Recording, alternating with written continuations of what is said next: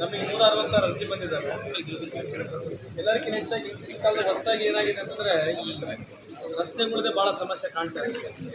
ಮೊದಲು ಏನೋ ಅವ್ರು ಭಾಳ ಅನ್ಯವಾಗಿದ್ದರು, ಒಬ್ಬರು ಡಿಫರೆನ್ಸ್ ಬಂದ್ಬಿಟ್ಟು ಮೊದಲು ರೈಟ್ ಟು ವೇ ಕೊಡ್ತಾಯಿದ್ರು. ಕೆಲವು ಮ್ಯಾಪ್ನಲ್ಲಿಲ್ಲ, but by virtue of practice ಇರ್ತಕ್ಕಂಥ ದಾರಿನ ಈಗ ದಾರಿ ಬಿಡ್ತಾ ಇಲ್ಲ. ಅವರು ವೈಯಕ್ತಿಕ ಡಿಫರೆನ್ಸ್ ಅರ್ಜಿಗಳು ನಮಗೆ ಭಾಳ ಕಾಣ್ತಾ ಇದ್ದಾವೆ. ಸರ್ವೆಯಲ್ಲಿ ಸುಮಾರು ಒಂದು 29 ಅರ್ಜಿಗಳು ಬಂದಿದ್ದಾವೆ. ರೆವಿನ್ಯೂ ಒಂದು 15 ಇದೆ.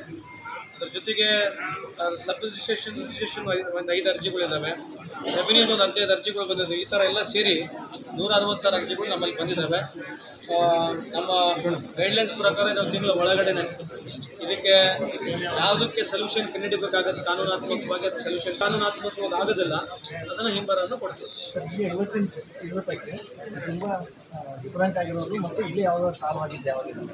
ಇಲ್ಲಿ ಬೇಸಿಕಲಿ ಕೆಲವಾರು ಭಾಳ ರೆವಿನ್ಯೂ ಇಶ್ಯೂಸೇ ಭಾಳ ಇದ್ದಾವೆ. ಆಮೇಲೆ ಕಳೆದ ಸಂದರ್ಭದಲ್ಲಿ ಬಂದಿರತಕ್ಕಂಥ ಕೆಲವು ಅರ್ಜಿಗಳು ಇಲ್ಲಿ ಬಂದಿದ್ದಾವೆ, ಸಾಲ್ವ್ ಆಗಿದ್ದಾವೆ ಕೂಡ. ಇಲ್ಲಿ ಯಾವುದು ತತ್ಕ್ಷಣವಾಗಿ ಇಲ್ಲಿ ಯಾವುದು ಕೆಲವು ಸಾಲ್ವ್ ಆಗಿಲ್ಲ. ಅಪಾರ್ಟ್ ಫ್ರಮ್ 2-3 ಬಿಟ್ಟರೆ ಯಾವುದು ಇಲ್ಲಿ ಸಾಲ್ವ್ ಜಾಸ್ತಿ ಆಗಿಲ್ಲ. ಫಾರೆಸ್ಟ್ ಡಿಪಾರ್ಟ್ಮೆಂಟ್ ಯಾವುದು ಫಾರೆಸ್ಟ್ ಡಿಪಾರ್ಟ್ಮೆಂಟ್ ಇಶ್ಯೂ ಇದ್ದಾವೆ, ಬಟ್ ನಮ್ಮಲ್ಲಿ ಯಾವ ಸಾಲ್ವ್ ಆಗಿಲ್ಲ. ಸರ್ ಹಿಂಬರ ಜಾಸ್ತಿ ಕೊಟ್ಟಿದ್ದೀರಿ ಇವತ್ತು ಏನಾಗ್ತವೆ ಕೆಲವು ಈಗೆಲ್ಲ ಅನ್ಆಥರೈಸ್ಡ್ ಇದ್ದಾವೆ. So many unauthorised things are there. ಈಗ ಸಿವಿಲ್ ಡಿಸ್ಪ್ಯೂಟ್ಸ್ಗಳಿದ್ದಾವೆ, ಕೆಲವು ಕೋರ್ಟ್ ಕೇಸಸ್ಗಳಿದ್ದಾವೆ. So where we can't have much, ನಮಗೆ ರೈಟ್ ಇಲ್ಲ ಅಂತೆಲ್ಲ ಹಿಂಬರ ಕೊಡಲೇಬೇಕು. ಸರ್ ಈಗ ವಿಜಯನಗರದ ಒಂದು ಇಶ್ಯೂ ಬಂದಿದೆ. ಆಲ್ರೆಡಿ ಅವ್ರು ಯಾರು ಬಂದಿದ್ದಾರೋ ಹಿಡ್ಕೊಂಡು ಹೋಗಿದ್ದಾರೆ. ಅದು ತುಂಬಾ ಡಿಫ್ರೆಂಟ್. ಈ ಕಡೆ ಪೊಲೀಸರು ಏನು ಮಾಡೋ ಪರಿಸ್ಥಿತಿಯಾಗಿಲ್ಲ. ಏನಾಗಿದೆ ವಿಚಿತ್ರ ಅಂತಂದರೆ ನಮ್ಮ ಹುಬ್ಳಿ ಧಾರವಾಡನಲ್ಲಿ ನಾನು ಕಳೆದ 1 ವರ್ಷದಿಂದ ಇವೇನು ನೋಡ್ತಾ ಇದ್ದೀವಿ. ನಮ್ಮ ಜನನೇ ಹೋಗಿ ಇಲ್ಲಿಗಲ್ ಲೇಔಟ್ಗಳನ್ನ ಖರೀದಿ ಮಾಡ್ತಿದ್ದಾರೆ. ಲೇಕ್ ಸೈಡು ಯಾರೋ ಫೇಕ್ ಡಾಕ್ಯುಮೆಂಟ್ಸ್ ಮಾಡಿ ಅವ್ರದ್ದು ಪ್ರಾಪರ್ಟಿ ಅಂತೇಳಿ ಮಾರ್ಬಿಟ್ಟಿದ್ದಾರೆ.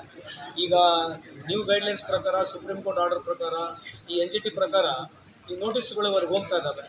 ಕೆಲವರು ಬರೀ ಎನ್ನೇ ಮಾಡಿಬಿಟ್ಟು ವಿತೌಟ್ ಎನಿ ಲೇಔಟ್ಗಳನ್ನ ಮಾರಿರ್ತಕ್ಕಂಥ ಇಂಥ ಪ್ರಕರಣಗಳು ಇವತ್ತಿಗೂ ಬರ್ತಾ ಇದ್ದಾವೆ. ಹಾಗಾಗಿ it's a very difficult situations.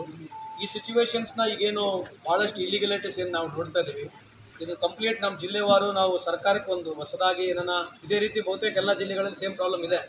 ಎಲ್ಲೆಲ್ಲಿ ಈ ಥರ ಇಲ್ಲಿಗಲ್ ಆಗಿದೆ, ಇದಕ್ಕೇನೋ ಒಂದು ಸಂಪೂರ್ಣ ಪರಿಹಾರ ಕಂಡುಹಿಡಿಯಬೇಕು. ಅದಕ್ಕೆ ಸರ್ಕಾರಕ್ಕೆ ಒಂದು ಒತ್ತಡವನ್ನು ತರೋದು, ಸರ್ಕಾರಕ್ಕೆ ಒಂದು ಗಮನ ತರ್ತಕ್ಕಂಥ ಕೆಲಸ ಮಾಡ್ತೀವಿ.